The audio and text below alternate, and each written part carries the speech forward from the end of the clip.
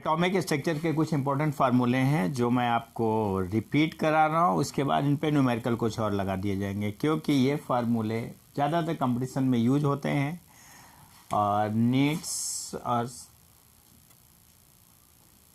में यूज होते हैं। इन फार्मूले में ये है, नंबर 1 है for nth orbital n r n का square r into 1। This is radius of lithium, कोई भी आयन की लिथियम रेडियस हो। यहाँ पे z है एटॉमिक नंबर। अगर ये हीलियम होता तो यहाँ पे एटॉमिक नंबर आपका 2 आएगा, लिथियम है तो 3 आएगा। इसका अपना रेडियस लिखना है, उसके बाद उसकी किस सेल की नंबर्स ऑफ सेल, n बराबर नंबर्स ऑफ सेल की बात करना है। नंबर्स ऑफ सेल का नंबर डालना हो, फिर उसकी रेडियस आएगा। ये 1 2 3 4 ये फार्मूले आपको रिलेटेड हैं, क्वांटम नंबर से रिलेटेड हैं। मैक्सिमम नंबर ऑफ इलेक्ट्रॉन इन सब सेल, किसी भी सब सेल के अंदर मैक्सिमम कितने इलेक्ट्रॉन होंगे, 2 इंटू फौजी का ये फार्मूला ऐसे लिखा होगा 4l+2, 2 इंटू 2l+1 होता है। दूसरा maximum number of orbital in any सब सेल, एनी सेल 2n का स्क्वायर होगा।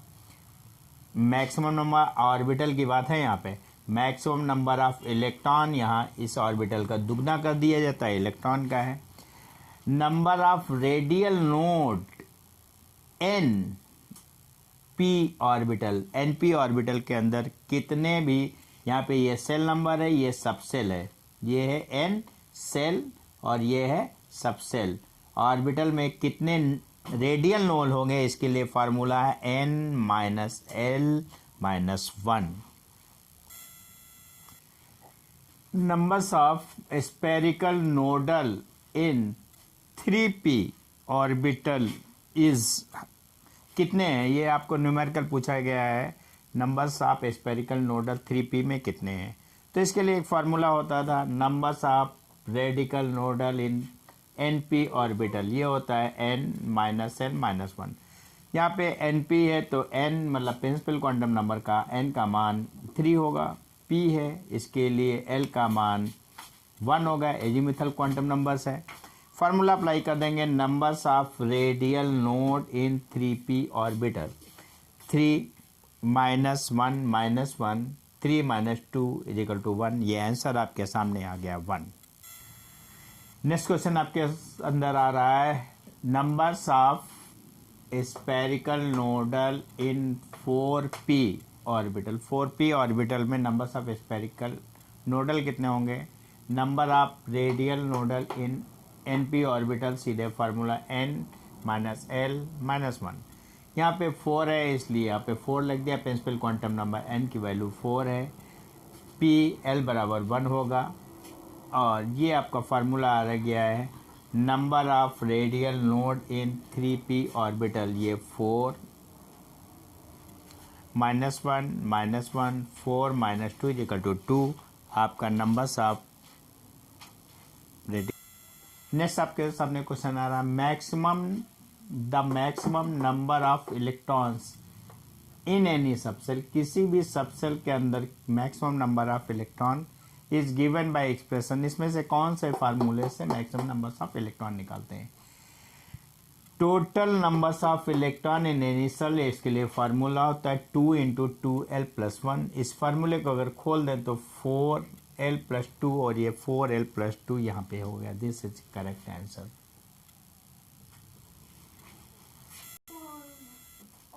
नेक्स्ट क्वेश्चन आपके सामने आ रहा है, total number of node in any orbital, इसका फार्मूला होता है l-n-n-1।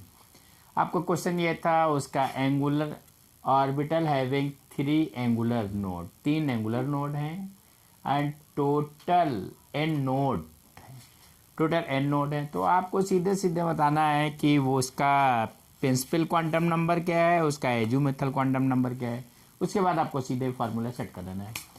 तो आपका ये एंगुलर मोल 3 है, इससे आपको सीधे से पता चल रहा है ये l की वैल्यू 3 है, ये एजीमुथल क्वांटम नंबर 3 है। यहाँ से इस 3 वैल्यू को इस फार्मूले में रख दीजिए, 3 यहाँ रख दीजिए, n और 1 यहाँ रख दी। जब आप इस फार्मूले में यहाँ पे वैल्यू रखेंगे तो कैलकुलेट होके आ जाएगा n की वैल्यू 4।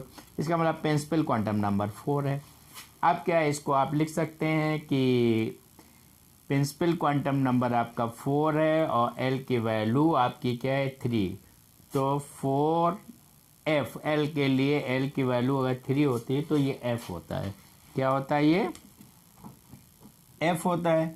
तो आप सीधे फार्मूला पे लिख सकते हैं, ये प्रिंसिपल क्वांटम नंबर 4 है, एजोमेथल क्वांटम नंबर l का वैल्यू 3 है, 3 होगा तो f होगा।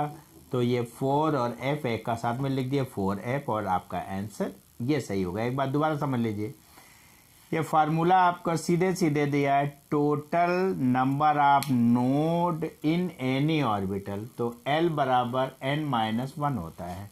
यहाँ एंगुलर मोमेंटम की बात यहाँ पे ये वैल्यू देखते ही हम जान गए थे कि L की वैल्यू आपकी कितनी है 3 है। टोटल नोड, यहाँ पे टोटल नोड की वैल्यू उसने कितना दे रखा है, वो आपको 3 दे रखा है। इसके बाद आपको इसमें से कौन सा है ये चेक करना है। तो आपने फार्मूला L = n-1, आपने L की वैल्यू दे दिया, कैपिटल N आप निकाल दिया। L = आपका 3 है, तो L 3 होगा तो F होगा। ये फार्मूला अपना L बराबर n-1, इसमें आपने L की वैल्यू रख दिया और प्रिंसिपल क्वांटम नंबर का मान निकाल लिया। प्रिंसिपल क्वांटम नंबर का मान निकलते हुए 4 आया, तो यहाँ पे 4f होगा और ये हो गया आपका।